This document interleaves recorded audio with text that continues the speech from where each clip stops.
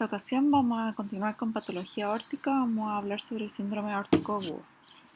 Síndrome aórtico agudo se define como un conjunto de condiciones médicas que tienen un altísimo riesgo vital, que tienen en común la fisiopatología y la clínica, y también se abordan de manera común, que se caracterizan por una alteración en la capa media de la aorta e incluyen la disección aórtica, en la que se produce un desgarro de la íntima y un flujo de sangre en la capa media, un hematoma intramural en que se produce un sangrado dentro de las teorías de los vasa vasorum, dentro de la pared aórtica, y una úlcera penetrante en que en relación a una aterosclerosis se produce una penetración del daño atravesando la íntima y la media. El síntoma cardinal entonces es el dolor torácico y la frecuencia de estas distintas patologías es un 80 o un 95% para la disección aórtica, un hematoma intramural con un 15% y una úlcera penetrante aórtica que está presente en el 5% de los pacientes con síndrome aórtico agudo. Se clasifican si es que están complicados o no, de acuerdo a la anatomía. Existen dos clasificaciones que son las que más se usan, que son de Bakey y Stanford. La que tiene más implicancias pronósticas es Stanford y por ello se ocupa más, y se divide en Stanford A, que son las que tienen compromiso de la aorta ascendente, y Stanford B, en las que no existe compromiso de la aorta ascendente. En cuanto al tiempo de evolución, se solían clasificar en agudas y crónicas, pero esta clasificación se desarrolló más. Se dividió la aguda en hiperaguda y aguda, porque las primeras 24 horas son de una altísima mortalidad, especialmente en las disecciones agudas tipo A. Y las crónicas se dividieron en subaguda y crónica. El motivo de esto es que con menos de 90 días el flap, la membrana intimal, todavía se mueve con el impulso cardíaco. La disección aórtica, como habíamos señalado, es la más prevalente de los síndromes aórticos agudos. Se produce un desgarro y esto genera un lumen falso que está separado del lumen verdadero por un flap. Un 30 o un 40% de las disecciones aórticas son de tipo B y se ha descrito un ritmo cronobiológico, siendo más frecuente en diciembre, que corresponde a invierno en el hemisferio norte de donde proviene el estudio, los días lunes y un horario entre las 6 y las 12 am. Esto se correlaciona con el factor de riesgo de la hipertensión arterial. Como habíamos señalado, las primeras horas son de altísima mortalidad, especialmente en las disecciones de tipo A, en que se describe un 1 a 2% de mortalidad por hora durante las primeras 48 horas. Y esto enfatiza la importancia del diagnóstico y del traslado oportuno. Las disecciones aórticas en general pueden ser no complicadas o complicadas. Las complicaciones son la rotura de la aorta a cavidad libre, que puede ser precedida por dolor intratable, hipertensión intratable o isquemia de órgano blanco de extremidades. Y, por supuesto, pues es una causa de muerte, y la muerte habitualmente se produce por insuficiencia aórtica, por taponamiento cardíaco, por isquemia visceral, por rotura de la aorta, por falla orgánica múltiple. Aquí tenemos el vector del tiempo que tiene alteraciones. Entonces tenemos en el primer día una mortalidad de la disección tipo A que va de un 1 a un 2% por día, en que el manejo quirúrgico inmediato me cambia esta mortalidad.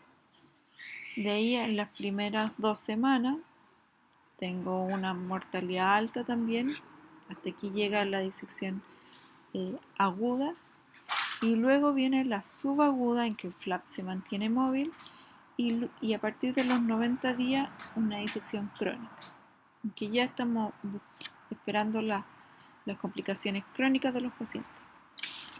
Y de estas mismas complicaciones crónicas hace mención en la disección aórtica tipo B, en que son los eventos crónicos los que me van a modificar la sobrevida del paciente en los que no tuvieron complicaciones inicialmente.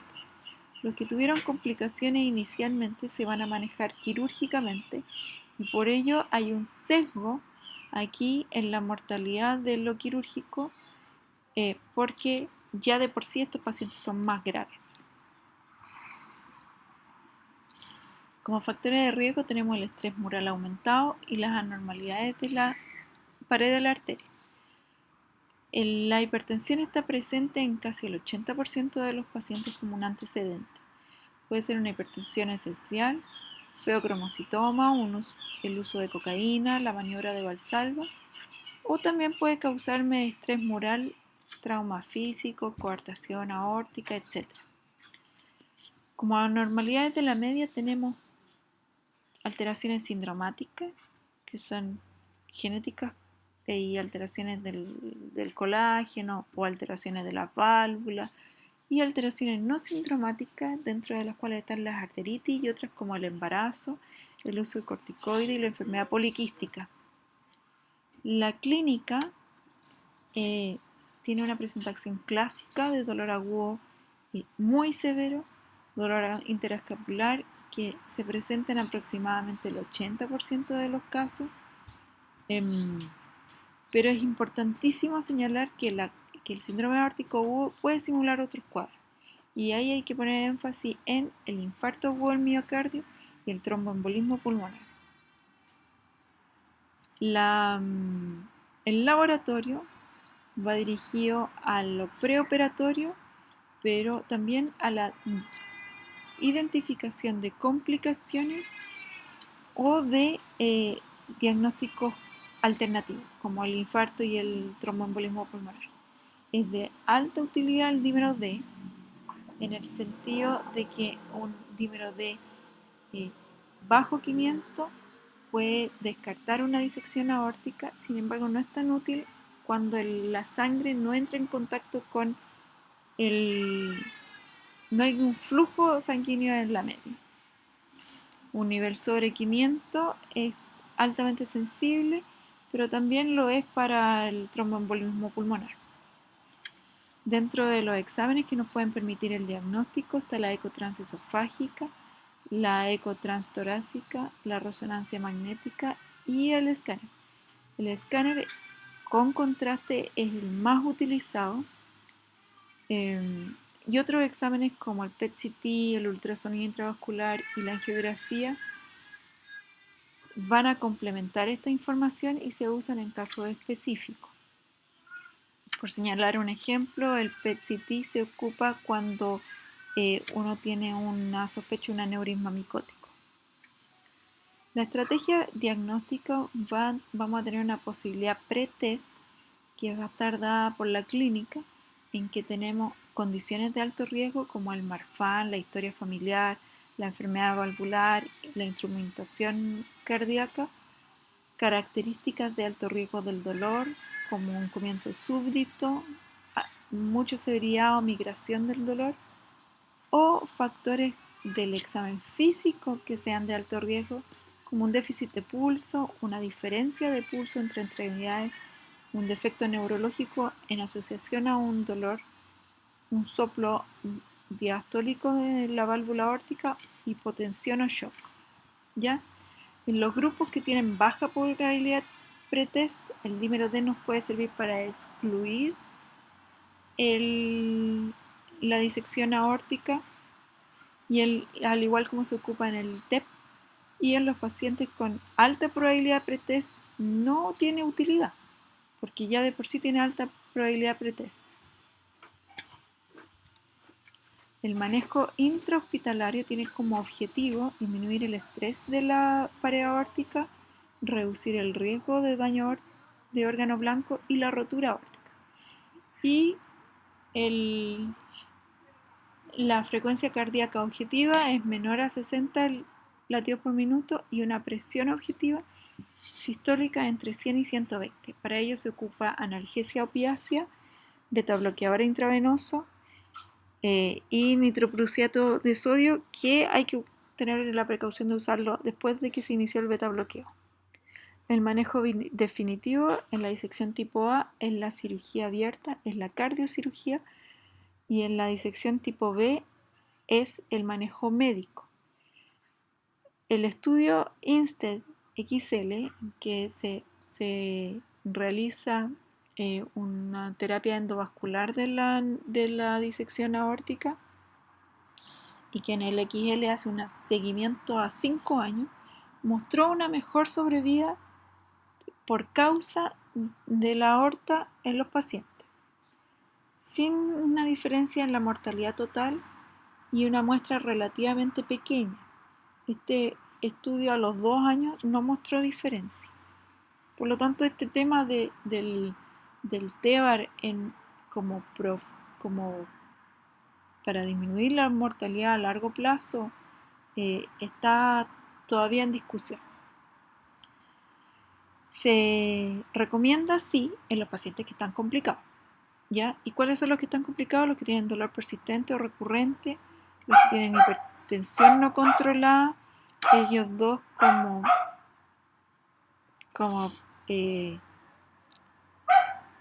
síntomas pre-rotura aórtica, una expansión aórtica precoz, malperfusión o ya derechamente signos de rotura. En el seguimiento de la disección aórtica, uno busca complicaciones tardías, ¿ya? Insuficiencia aórtica progresiva, que degenera un aneurisma aórtico, que haya una nueva disección o una progresión de la disección, malperfusión y en los casos operados filtraciones de los signos de anastomosis. Se siguen con escáner o en los sitios donde se puede con resonancia, considerando también que algunas prótesis, que la mayoría de las prótesis permiten la realización de resonancia, y el seguimiento es médico con el manejo de factores de riesgo cardiovascular. La segundo diagnóstico más frecuente dentro del síndrome aórtico agudo es el hematoma intramural, en que se produce una hemorragia en la pared aórtica sin lesión de la íntima. La prevalencia es de un 5 a 25% de los síndromes aórticos agudos y se manifiesta con un engrosamiento de la pared aórtica. Aquí vemos un ejemplo de un hematoma intramural, en este caso un hematoma tipo B. La úlcera penetrante de la aorta es una ulceración de una placa aterosclerótica en que ésta penetra hasta la médula. La prevalencia es alrededor del 5% y es más frecuente en la aorta descendente. Por esta misma ubicación tiene una menor incidencia de insuficiencia aórtica o de déficit de pulso e isquemia visceral, pero su riesgo principal es de una rotura aórtica, ya que está en un 40% de los casos, versus en la disección aórtica que es alrededor del 5%. Aquí vemos una úlcera penetrante de la aorta, que en la imagen transversal uno podría sospechar de una disección aórtica. Sin embargo, al mirar el longitudinal se objetiva de que es una úlcera penetrante. Entonces, la conducta es quirúrgica en los casos de la úlcera penetrante aórtica, en los casos en que sobrepasen 1 centímetro de profundidad y 2 centímetros de- del diámetro de la lesión, en las inmediata y a cardiocirugía en las disecciones aórticas tipo A, y en los hematomas intramurales tipo A, y a cirugía vascular en el caso de la úlcera penetrante aórtica, y el manejo es médico en la disección aórtica tipo B, salvo en aquellas que están complicadas, en que el manejo es quirúrgico por cirugía vascular. Con esto concluimos esta sesión.